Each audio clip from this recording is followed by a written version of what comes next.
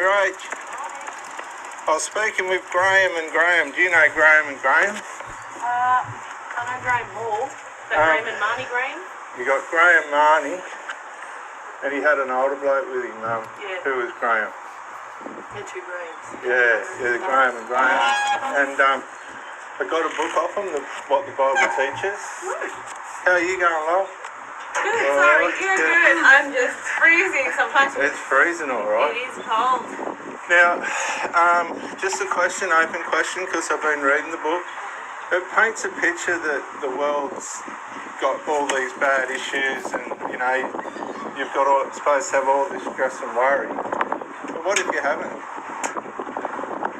It doesn't paint a picture that you have to have this stress and worry. You don't have to have, but it says, you know, all the trouble in the world and this system, and one day you're going to be able to walk and you'll have your sight. And yeah, well, you know. Who's that talking about? You know, it's not going to be the people around here. No, but it's talking about those people who are blind. Like it's not directed at any one person. It's directed to everyone. You know, there are people who have disabilities. They're blind. They're deaf. That you know, they've got mental problems. They're depressed. You know, the sick, the diseased. You know, it's for everyone. It's giving them that hope that one day all of that is going to be changed.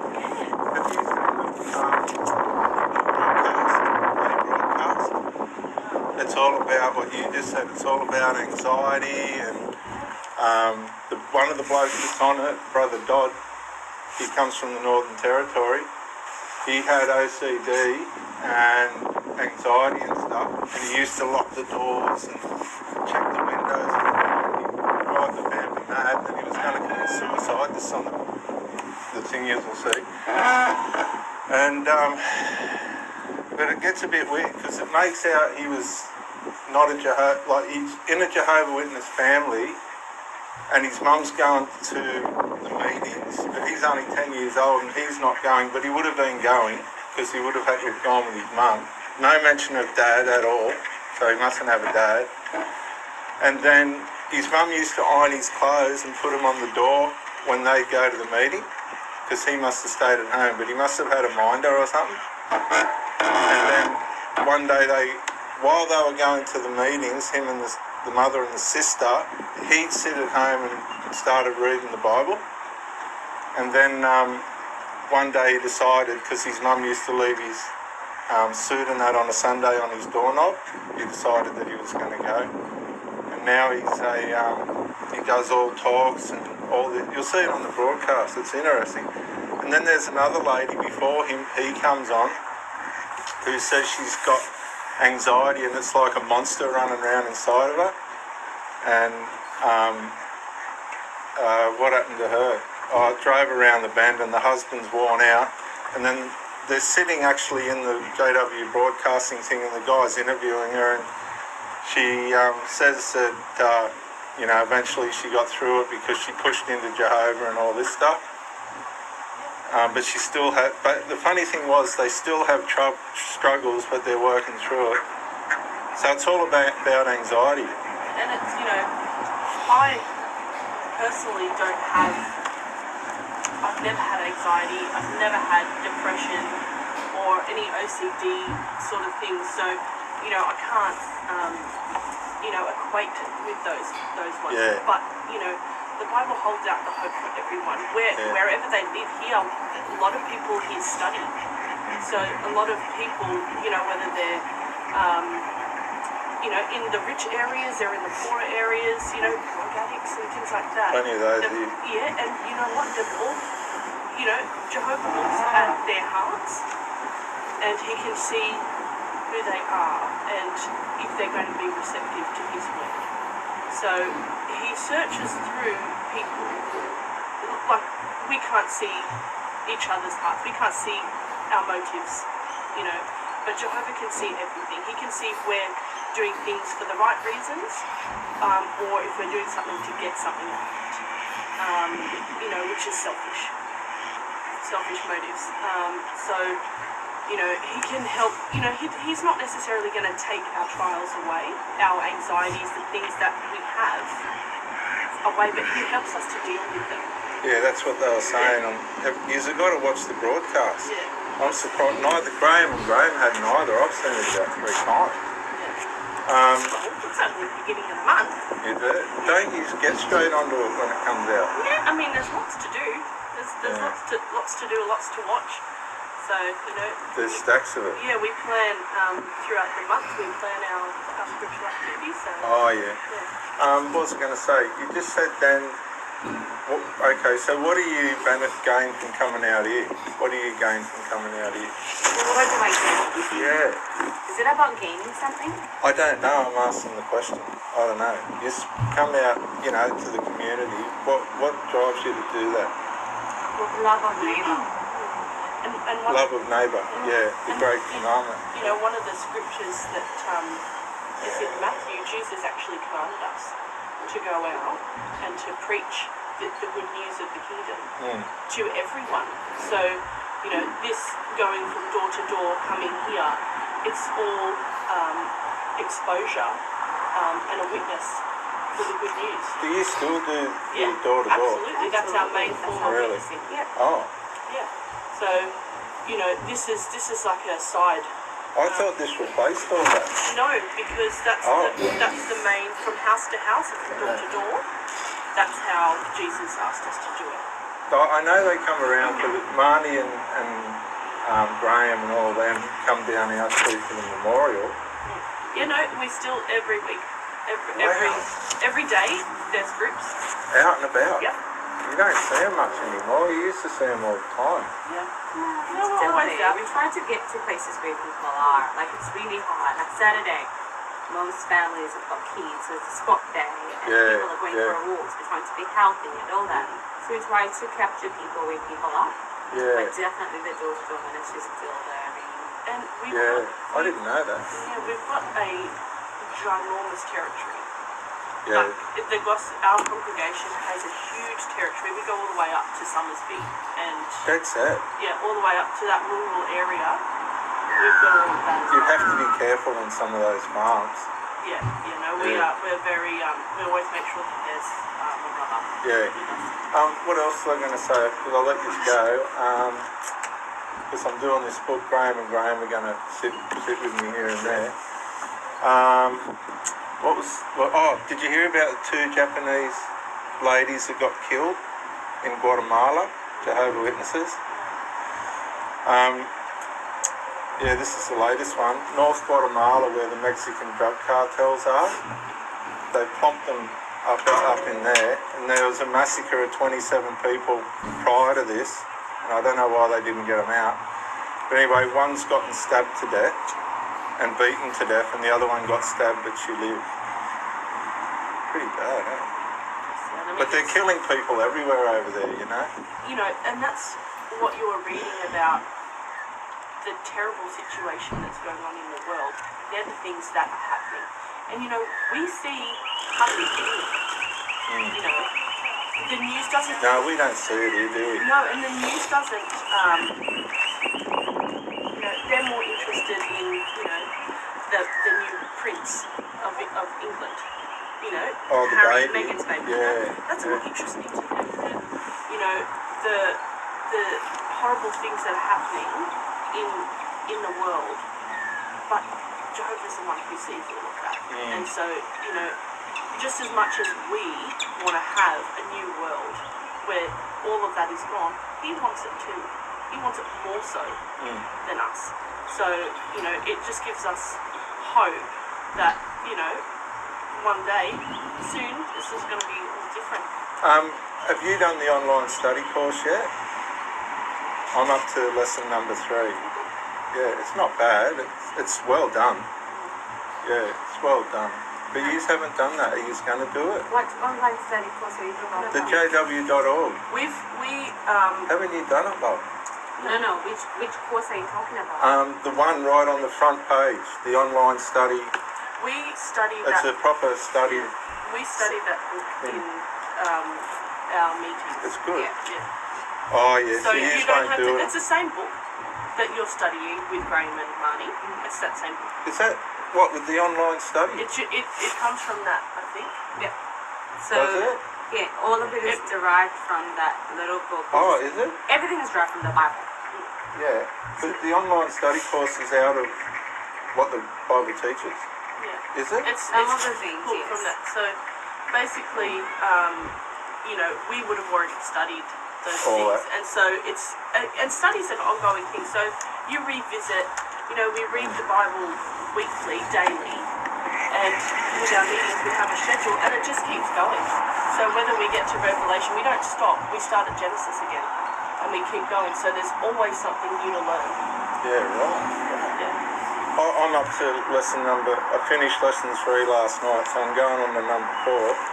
And I'm reading. What did you think of lesson 3? What was that about? Lesson 2? Lesson 3. Oh, lesson 3 was about who is Jesus. Yeah. Yeah, I had a bit of trouble with that because it was saying that, do you mind me sharing? No. Because I don't want to, because some of the ladies get really funny when you start talking about it. It's all about learning. They get uncomfortable and stuff, but I don't want to do that. Well, what I found, I was going really good, and then I got to lesson number 3, and it said that Jesus was a spirit being before he became Jesus who was born. And so I went to 1 John 1, which was a cross-reference, and it says that in the beginning, if I remember it rightly, in the beginning was the Word, and it's got a capital W. Why has it got a capital W?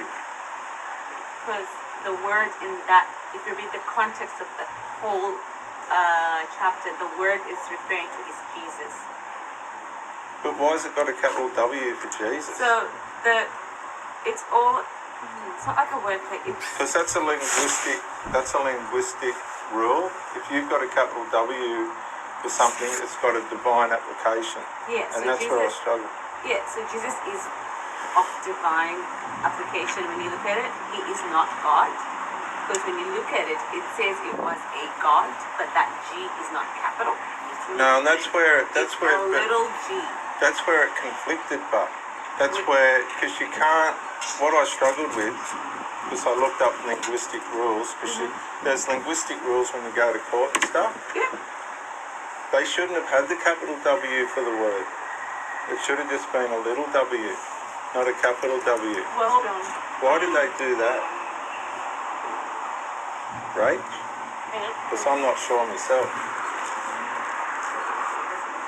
They should have just had a little w and not a capital W.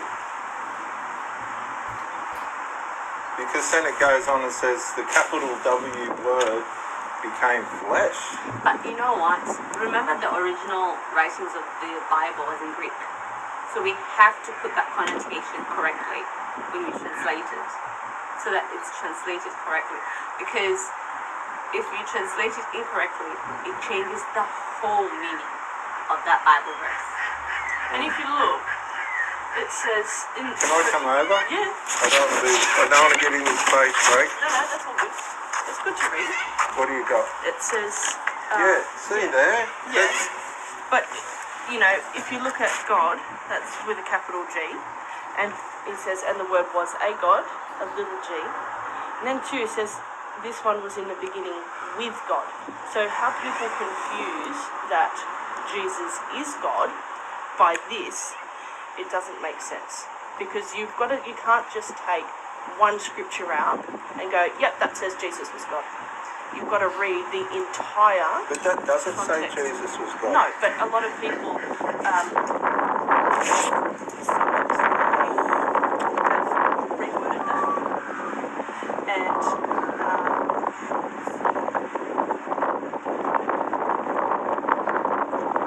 To me, that doesn't say Jesus is God. But where I got confused is why is there a capital W? Sorry, it's really cold.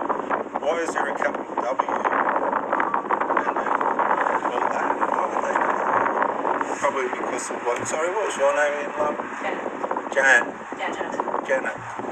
Yeah, that's where I got confused. As long as it's better to do with translation. Yeah. But what about verse 14? What about it? It says, then the Word become flesh. So that means that the God, this Word God, But became Jesus.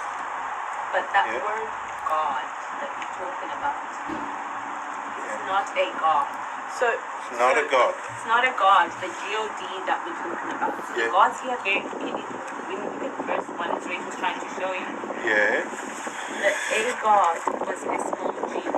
Yeah. So that means So what's the that? God Almighty. He's under God. yeah, so Yeah. and Jesus was often referred as the Word of God because he was God's spokesman on earth. Yeah. Oh. So So what is he here then? What's going on there? This is before he was born, isn't it? yes, in the beginning, Yeah. was the Word. So Jesus, yeah, the Word is the firstborn of all creation. Yeah. So that's what he's saying. In the beginning was the Word, was the spokesman of God. Yeah. Yeah. So in here, it actually gives you cross references to different scriptures in the Bible. Suss that out. So Yeah. it says here in Colossians, he's the image of the invisible God, the firstborn of all creation. Now he's the image of the. Hang on a second.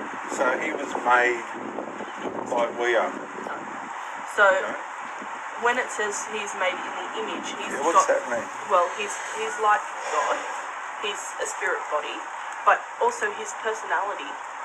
He's like So we're made in the image of Jehovah and likeness, Jesus. image and Yeah. likeness. So Yeah, we look like him. No, not No? physically, Oh. but our qualities, love, Yeah. kindness, things Said like that in the study course. Yeah. So I mean, I always thought that it was in the, like angels look like us, but in a heavenly body. But no, it's our qualities. Saying angel, it shows that Jesus was an angel in the study course too, which I didn't know that. Yeah. So he was an angel. Sorry, Jen. So when we talk of image here, I don't know. I've got my father. When people look at me, they say, I'm a spitting image of my father, only a female version of it. So when you look at me, you've literally looked and seen my father. You don't even have to question because we look so much alike. Whether it's in our mannerisms, whether it's in our facial looks, or anything like that. That's the kind of thing that Jesus, when he was here on earth, showed what Jehovah is like. Wow. The capacity was not as big because I didn't have the whole earth to work with, but the time that it is here, what a reflection of Jehovah. Wow. I've got a bit of work to do, but that was I got get a bit of a gist of it. Yeah. It is cold. So, I'm good now. You need to go home. Is marking that out today? But make sure that you just stay on the website. Yeah. Because that's where you're going to get accuracy and harmony. Okay. So a lot of, if you look at this, you study on the website, but then you go Googling something else, you're not going to get harmony. It's going to be contradictory. So you need to stay on the website, research from the website. Right. So, because otherwise, someone, like I said before, things have been changed. People have changed scriptures to draw away. To suit their beliefs. Exactly. You don't talk much, very much, Janet. You've had a bit of a chat today. No, I try to listen to hear what's being spoken. Thanks for your input. I won't keep this. I'll keep going, but I am doing the study course and what's it called again? What the Bible teaches. Well, I hope you continue to enjoy it. Yeah, I am. Take it easy, eh? Thanks for the talk. Good to see you, Rach. I'll see you after. See ya. See you, girls.